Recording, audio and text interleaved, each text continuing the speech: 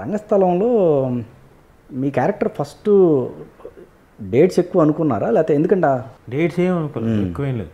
ఆయన పిలిచాడు, ఆ ఎపిసోడే కేవలం ఆయన పిలిచాడు ఆఫీస్కి. నేను మీతో ట్రావెల్ చేయాలనుకున్నానంటే రాజు గారు, ఇందులో ఏం పెద్దగా ఏం ఉండదు, ఒకటే సీన్, కానీ మీరే చేయాలి, మీరు చేస్తున్నారు అంతే అన్న. సరే సార్ అని చెప్పేసి వచ్చేసాను. ఓకే అన్నాను. ఆయన ఇంకన్నా తర్వాత ఇంకా okay sir I do it అని చెప్పేసాను. హాఫ్ డే చేశాను హార్డ్లీ.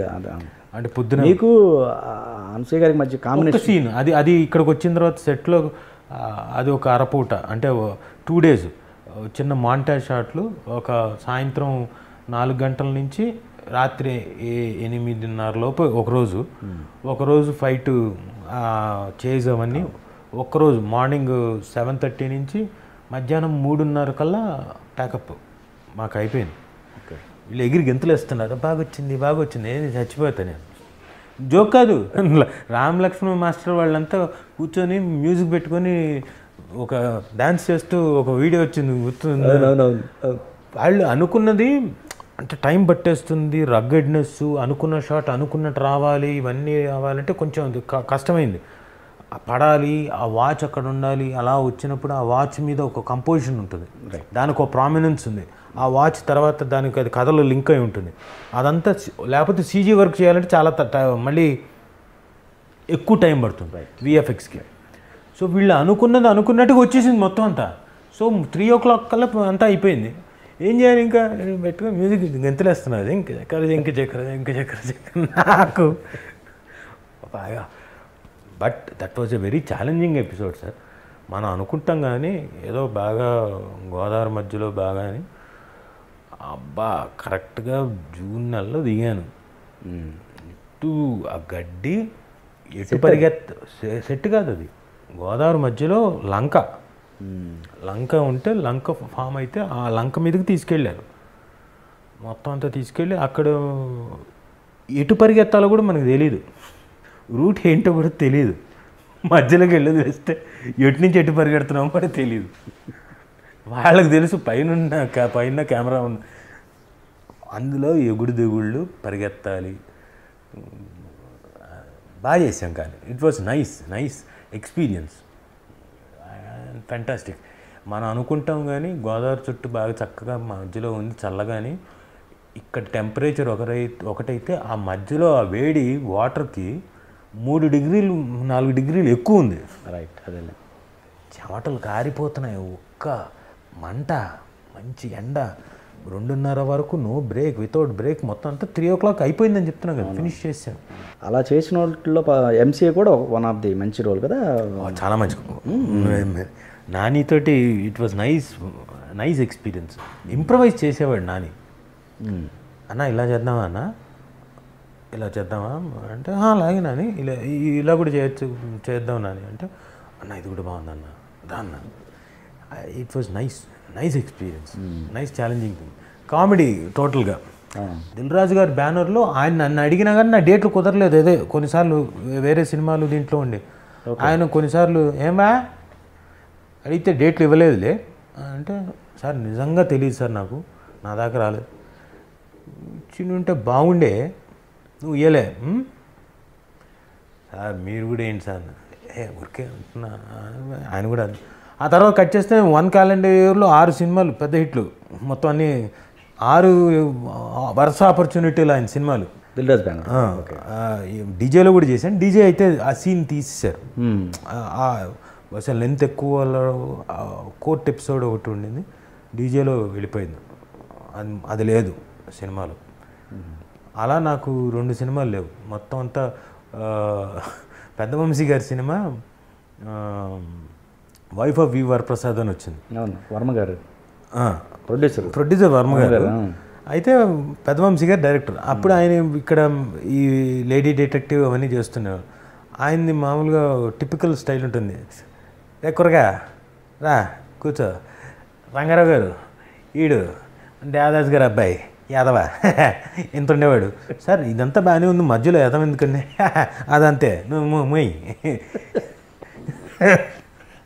ఆయన ఆయన నన్ను ఎక్కడ వదిలిపెట్టేవాడు కాదు, మెసేజ్ పెట్టేవాడు సడన్గా. అప్పట్లో పేజర్లు ఉండేది. You come immediately to journalist colony, Jubilee hills. నేను పొలోమంటూ నాంపల్లి నుంచి నాకు బస్సు ఎక్కి పంజాగుట్ట దిగి అక్కడి నుంచి లిఫ్ట్ అడుక్కొని మళ్ళీ ఒక చెక్ పోస్ట్ వరకు ఒకళ్ళు లిఫ్ట్ ఇస్తే మళ్ళీ అక్కడి నుంచి ఇంకొకళ్ళు లిఫ్ట్ అడుక్కొని మొత్తానికి అక్కడి నుంచి నడుచుకుంటూ జర్నలిస్ట్ కాలనీ లోపలికి మధ్యాహ్నం వచ్చేసరికి ఒక 12:30 సరదాగా భుజం మీద చేసేవాడు, ఏదో కథ చెప్పేవాడు, ఎలా ఉంది అనేవాడు. నేను ఎంజాయ్ చేసే చూసి బాగుంది లేదు సరదా ఆయనకి ఇష్టం తిప్పేవాడు. ఒకరోజు రాక్ క్యాసిల్కి అలాగే పిలిచాడు సాయంత్రం, రే కొరగా రా ఇక్కడికి అన్నాడు.